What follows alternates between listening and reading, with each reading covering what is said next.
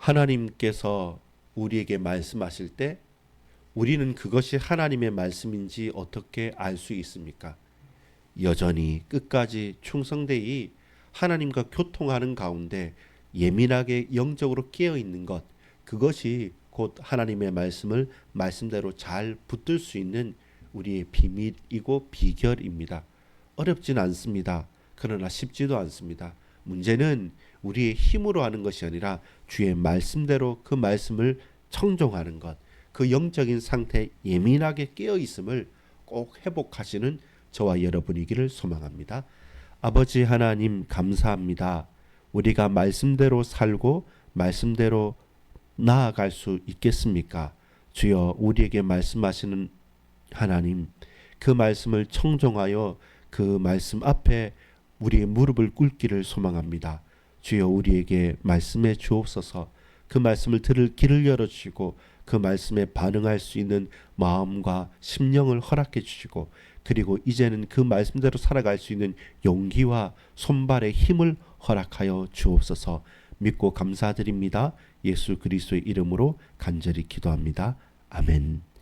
여러분, 오늘은 10월 30일 입니다. 마지막으로 가는 것처럼 요시야의 마지막 장면을 함께 보게 되었습니다. 오늘 제목은 말씀대로 살고 있습니까? 혹은 말씀대로 살 수 있습니까? 두 가지 질문을 할 수 있습니다. 우리가 말씀대로 살고 있고 우리가 말씀대로 살 수 있다는 말은 무엇입니까?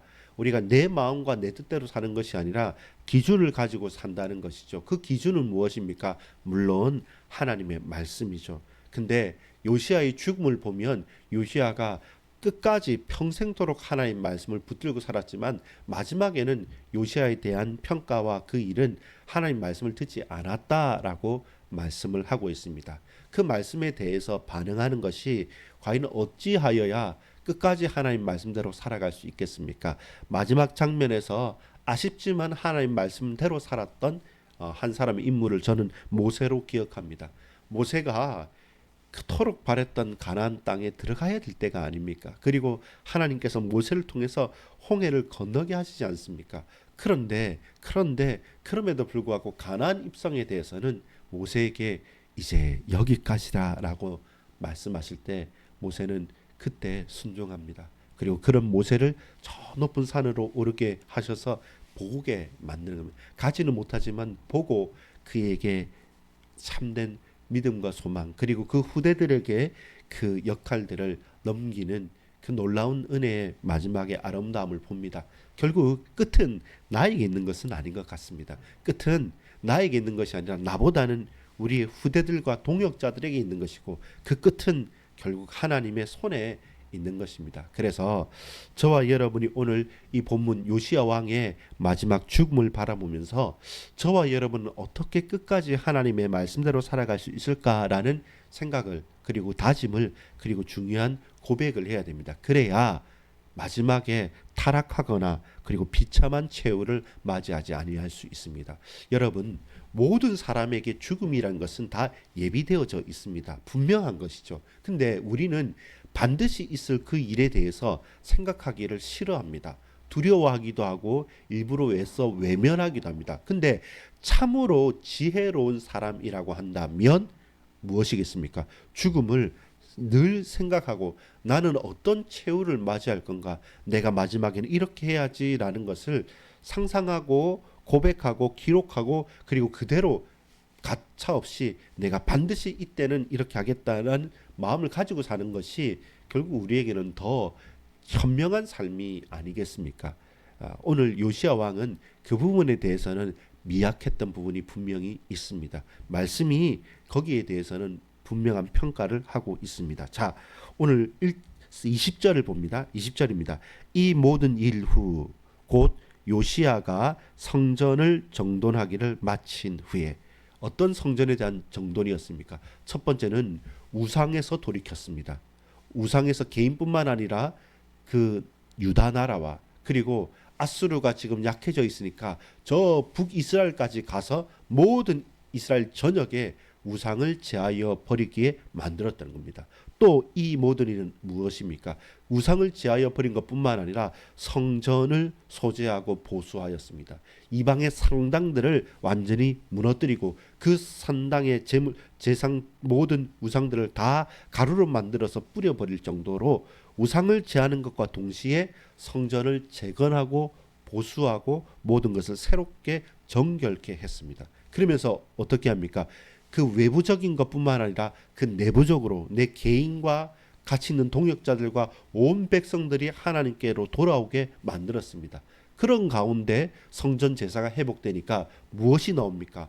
여호와 율법책이 나오는 겁니다. 그 율법책을 받아들고 그 옷을 찢고 우리가 내가 이렇게 살지 못했구나라고 고백을 하고 돌이키게 됩니다. 그러면서 그 돌이킴의 결과가 무엇이었습니까?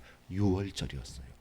그 유월절의 절기를 지키기 위해서 레위 지파 사람들과 제사장들을 준비하고 먼저 지도자들이 솔선수범 헌신하고 그리고 온 백성들이 그 절기 지키기를 기뻐하고 그리고 그 이후에 계속적인 절기를 지켜가는 것처럼 그 이전과 그 이후는 완전히 달라질 정도로 8살이라는 어린 나이에 왕위에 올라서 아무것도 할 수 없고 휘둘릴 수밖에 없었던 그가 하나님의 음성 듣기를 즐거워하고 그 말씀 앞에 무릎 꿇었던 요시야를 통해서 나라가 부강해지고 힘을 얻고 그 종교가 개혁되어지고 각각 개인들이 모두 다 거룩하게 되어지는 그 영적 부흥의 불이 타올랐다는 겁니다. 그런 일 이후에 그 일이 지속되고 난 다음에 이제는 아쉽죠.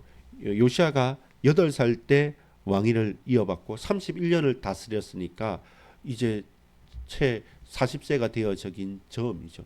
그때 요시야가 마지막에 이제는 그의 죽음에 대한 장면이 오늘입니다. 자, 어떤 일이냐면 애굽 왕 느고가 유브라데 강가 갈그미스를 치러 왔으므로 요시야가 나가서 방비하였더니 자, 애굽 왕 느고, 이집트의 왕 느고 바로 느고라는 이 왕이 이 원정을 가는 겁니다. 어디로 원정을 가냐면 저 아시리아 아수르를 향해 원정을 가는 겁니다. 아수르를 치러 가는 것이 아니라 아수르를 도와주러 가는 겁니다. 왜 그러냐면 그 당시에 아수르는 약해졌습니다. 아주 약해졌던 이유가 뭐냐면 바벨론이 치고 올라온 것이죠.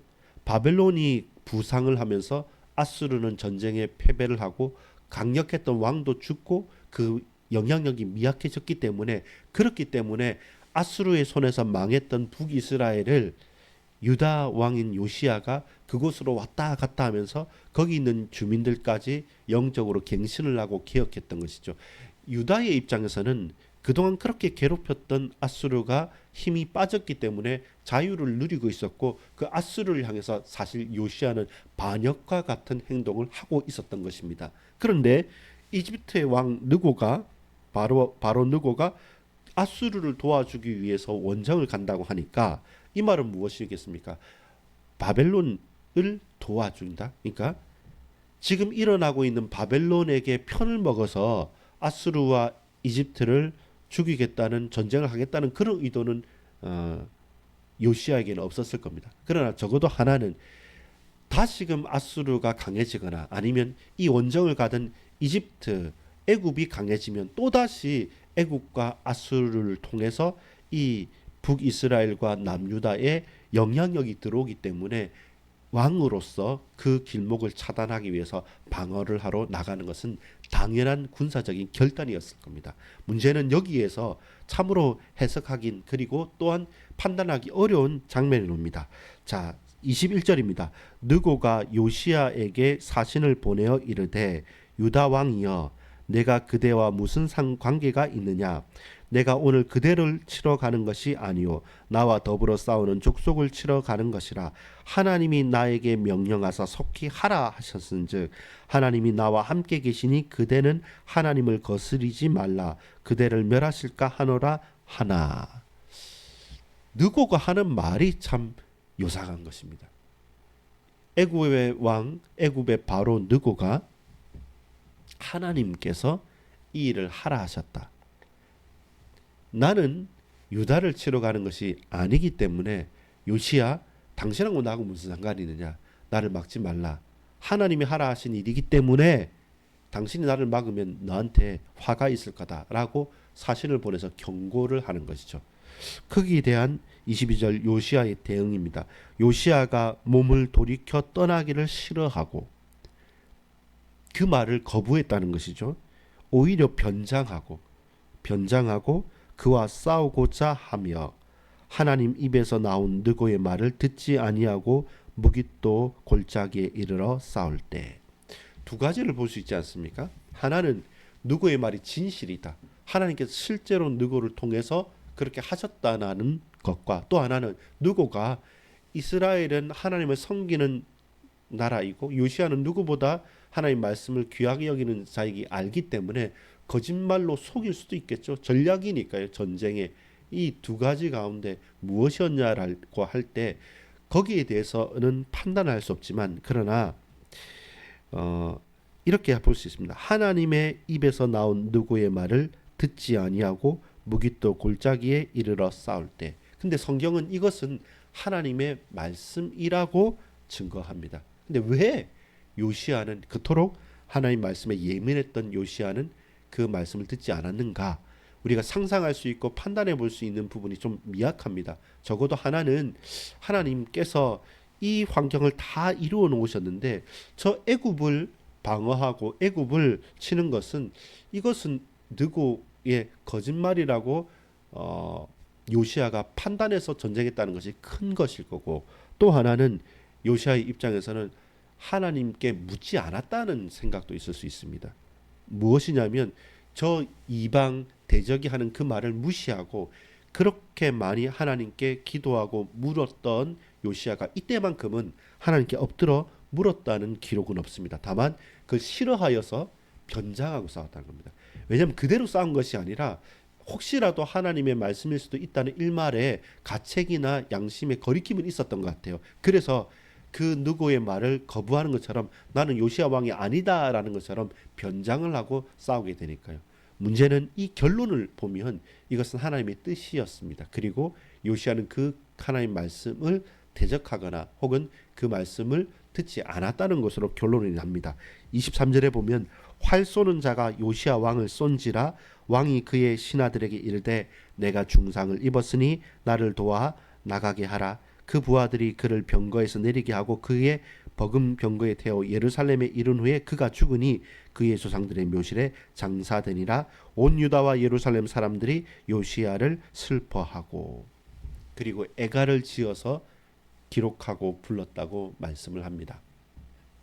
여러분, 요시야 왕의 최후가 정말로 조금은 그가 평생을 해왔던, 그리고 계속 가야 될 그 이스라엘의 마지막 부흥기, 영적인 부흥기에 대한 끝이 되어지니까 아쉽고 슬픈 것이죠.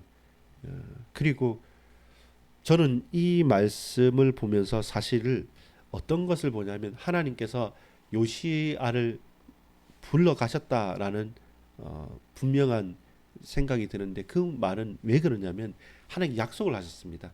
이스라엘은 멸망할 것이라는 약속이 있습니다.